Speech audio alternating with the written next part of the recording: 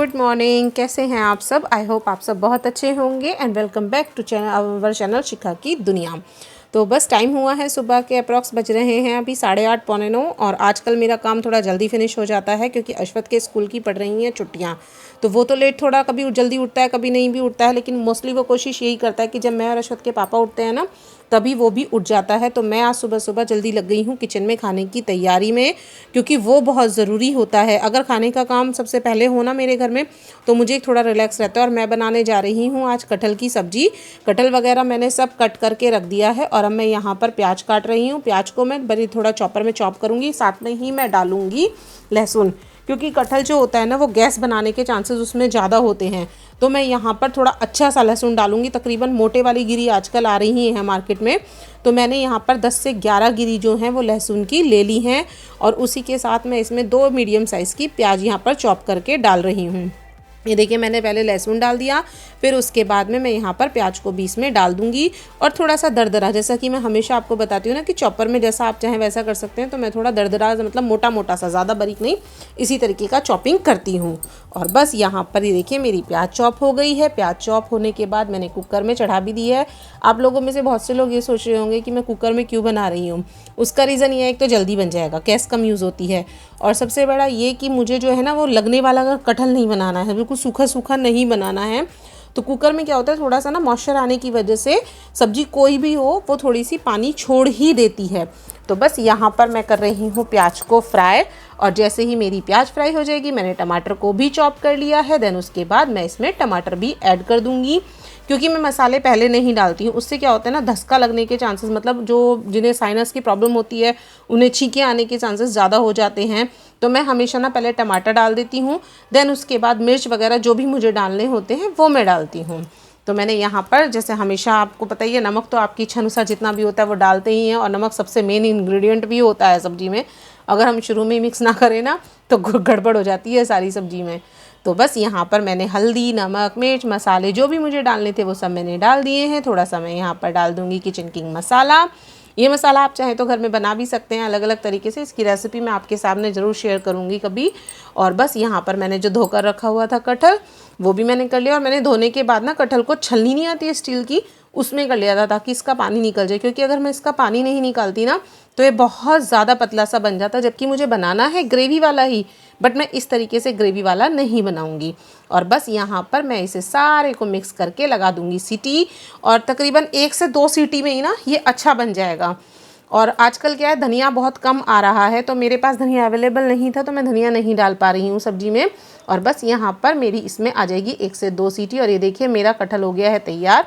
उसके बाद मैं हमेशा डालती हूँ सौंफ और धनिया, जो सब्जी वाला धनिया होता है ना, साबुत धनिया, उसे पिसा हुआ मेरा एक अलग मसाला रखा रहता है, उसे मैं अलग से डालती हूँ। उसका सबसे अच्छा फ़ायदा होता है जिन लोगों को एसिडिटी की प्रॉब्लम होती है ना, उनके साथ ये इशू नहीं होता। आप धनिया को अगर जब भी डालें तो मोस्टली एसिडिटी बनती है, लेकिन आप इस तरीके से डाल के देखें बाद में सौंफ और धनिया को मिक्स करके, तो नहीं बनेगी। और यहाँ पर मैंने साथ में ही दही मिक्स कर दी है, क्योंकि अश्वत के पापा को खाना था ग्रेवी वाला। मुझे ग्रेवी वाला कटहल थोड़ा कम पसंद है, बट जैसा सबको पसंद है मैं वैसा खा लेती हूँ। तो मैंने यहाँ पर क्या किया, थोड़ा सा दही मिक्स कर लिया है, लेकिन फिर मैं थोड़ा सा अपना अलग निकाल कर और फिर उनके लिए बनाऊँगी। तो ये देखिए मेरी लग गई है थाली अश्वत के पापा के लिए। तो मैं पहले गोपाल जी को भोग लगाऊंगी। और यहाँ पर मैंने आटा जो था ना वो करके तैयार रख दिया था, और कटहल मैंने बाद में बनाया है। आटा वगैरह मैं सुबह ही लगा कर रख देती हूँ, उससे एक फ़ायदा होता है, जब भी भूख लगे तभी आप तुरंत खाना बना सकते हो। वरना फिर क्या होता है कि आटे को साथ के साथ बनाना पड़ता है, और रोटी जो है वो उतनी अच्छी फूली हुई नहीं आती हैं। और वैसे भी पता नहीं इस बार ना आटे में थोड़ा सा गड़बड़ हुई है, गेहूँ पता नहीं उसने बदल दिया चक्की वाले ने, क्या हुआ है, आटे रोटियाँ ना बहुत वैसी हो जाते, पतला पतला सा आटा हो जाता है।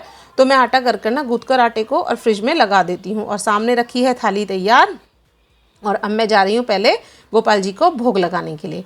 ये देखिए ये है कटहल की सब्जी, साथ में है मट्ठा, हरी मिर्च जो कि अश्वत के पापा की फेवरेट है, और ये रहे साथ में 2 फुलके। गोपाल जी को भोग लगाऊंगी, फिर उन्हें खाने को दूंगी। गुड मॉर्निंग फ्रेंड्स, कैसे हैं आप सब। आई होप आप सब बहुत अच्छे होंगे and welcome back to our channel Shikha की दुनिया। तो बस अभी टाइम हो गया है, तकरीबन 10:30 बज रहे हैं, और अश्वत के पापा और अश्वत खाना खा चुके हैं। मैं अभी अपना खाना या नाश्ता जो भी आप कहना चाहें वो लेकर बैठी हूँ। वैसे मैं इसे ब्रंच का टाइम बोल देती हूँ। और अभी फेस पे मैंने कुछ भी नहीं किया है, बस सनस्क्रीन लगाकर किचन में खाने वगैरह का काम फिनिश किया था। कल इतनी बुरी आंधी आई है ना कि उसके बाद में बस सारा घर वॉश करना पड़ा, सुबह काम बहुत ज़्यादा था। तो बस यहाँ पर मैं थोड़ा सा खाना वगैरह खा लेती हूँ। और खाने में आजकल ना मैं पिछले 15-20 दिन से तो रेगुलर क्या है, मट्ठा जिसे छाछ भी बोल देते हैं बहुत से लोग, उसका यूज़ तो हम लोग कर ही रहे हैं क्योंकि गर्मी बहुत ज़्यादा है। ऐसे में क्या है, आप लिक्विड चीज़ें जितनी हो सके उतनी ज़्यादा खाएं क्योंकि वो एक तो बॉडी को जो डिहाइड्रेशन वाला लेवल होता है ना उसे मेंटेन करके रखती हैं, बॉडी से पसीना ज़्यादा निकलता है। तो बस इसी वजह से लिक्विड चीज़ों का यूज़ जो है हमें ज़्यादा से ज़्यादा करना चाहिए। तो बस मैं अभी खा रही हूँ खाना, छाछ, कटहल और रोटी के साथ। तो चलिए खाना खा लेती हूँ, फिर आपसे मिलती हूँ। बस खाना वगैरह खाने के बाद उस दिन मैंने कुछ भी शूट नहीं किया क्योंकि मट्ठा पी लिया था, फिर थकान भी बहुत ज़्यादा हो गई थी। अर्ली मॉर्निंग उठ जाते हैं क्योंकि अश्वत को वॉक के लिए जाना ही होता है। और आज है नेक्स्ट डे, तो मैं लेकर बैठी हूँ यहाँ पर अपने जितने भी सूट हैं ना, जो कॉटन के सूट हैं वो श्रिंक हो गए हैं। तो क्या होता है, मुझसे गर्मी में बिल्कुल भी टाइट कपड़े नहीं पहने जाते हैं। और आज मैंने, आप लोग देख भी रहे हैं, मैंने आज साड़ी वेयर की है क्योंकि मौसम 2 दिन से थोड़ा अच्छा है। और बाहर के कमरे में ही हम लोग बैठ जाते हैं, कूलर हमने लगाया हुआ है, अभी मैं आपको आगे दिखाऊंगी भी। और बस यहाँ पर मैंने सारे सूट जितने भी थे उनकी सिलाई उधेड़ी क्योंकि जो जो मुझे फिटिंग में करने थे, जो लूज़ थे वो टाइट करने थे। मतलब इस समय पे तो ना अजीब सा ही हो रहा है। फिर गर्म इस मौसम में तो एटलीस्ट मुझसे कम से कम टाइट सूट बिल्कुल भी नहीं पहने जाते हैं प्रॉपर फिटिंग के। मुझे ना लूज़ सूट अच्छे लगते हैं। और आज मेरी मशीन ने मुझे इतना ज़्यादा दुखी किया क्योंकि हमारा क्या होता है, हम लोग रेगुलर मशीन तो चलाते नहीं हैं, कभी कभी मशीन चलाते हैं।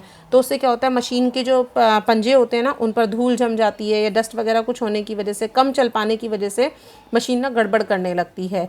तो वैसे भी मुझे अप्रॉक्स 1 से 1.5 साल हो गया है, मुझे इसकी सर्विस भी करानी है। तो मैंने यहाँ पर धीरे धीरे की और इसने बहुत ज़्यादा मुझे परेशान किया। बार बार ये धागा तोड़ रही थी जिसकी वजह से ना मुझे सिलाई करने में, दैट मीन्स जो मेरा काम 15 से 20 मिनट का था उसे करने में मुझे 1 घंटा लग गया।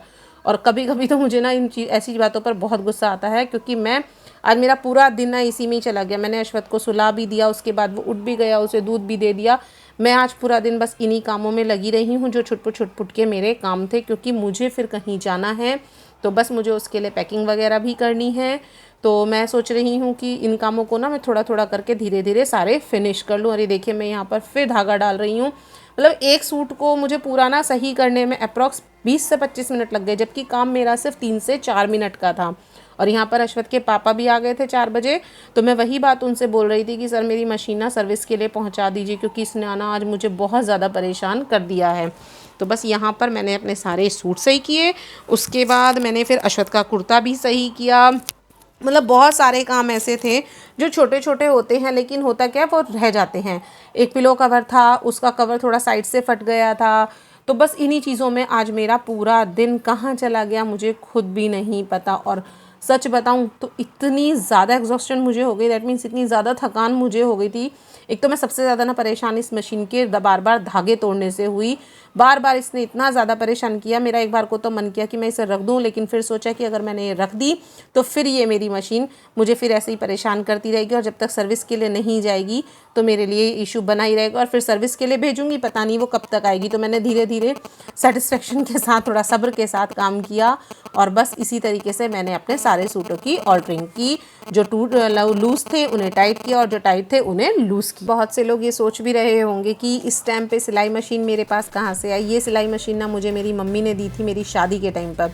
जी हाँ, और मुझे कभी ये भी आइडिया नहीं था कि मतलब मैं सिलाई मशीन से सिलाई कर भी पाऊँगी क्योंकि मेरे लिए ना सबसे ज़्यादा बोरिंग काम सिलाई करने का ही होता था। तो मैंने कभी इस तरफ इंटरेस्ट नहीं दिखाया। लेकिन होता है ना कि कभी कभी जो काम हम पहले सीखते हैं वो हमारे काम कभी भी आ जाते हैं। आज मैं छोटे छोटे से काम है खुद कर लेती हूँ, अदरवाइज़ क्या होगा, इनके लिए भी ना मुझे टेलर के पास ही जाना पड़ेगा।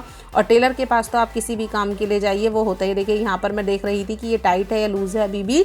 तो बस इन्हीं छोटी छोटी चीज़ों से आज ऐसा लगता है कि अगर हमें ये छोटे छोटे काम नहीं आते तो हम लोगों को कितनी ज़्यादा परेशानी होती। और अब देखिए ये नंबर आ गया है मेरे तीसरे नंबर के सूट का। मैंने इसी तरीके से आज धीरे धीरे अपने घर के बाकी सारे काम भी निपटाए हैं।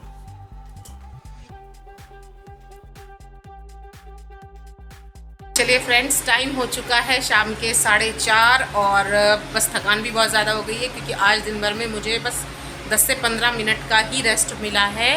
तो मैंने आज बहुत सारे काम अपने फिनिश किए हैं जो पेंडिंग वर्क हैं, क्योंकि मुझे कहीं जाना है तो मैंने सोचा कि अभी धीरे धीरे अपने काम फिनिश करूँगी, फिर इसका होमवर्क वगैरह भी कराना है, तो बस इसीलिए अब अपने काम फिनिश करने की लाइन पर हूँ मैं। और मशीन में थोड़ी सी गड़बड़ थी, वरना मैं अभी बाकी काम भी और करती ही। और हम लोग बैठे हुए हैं बाहर वाले कमरे में ही, आज पूरा दिन हो गया क्योंकि हमने इधर गेट पर से लगाया हुआ है कूलर। मैं बैठी हूँ और ये बैठे हैं हमारे अश्वत बाबू।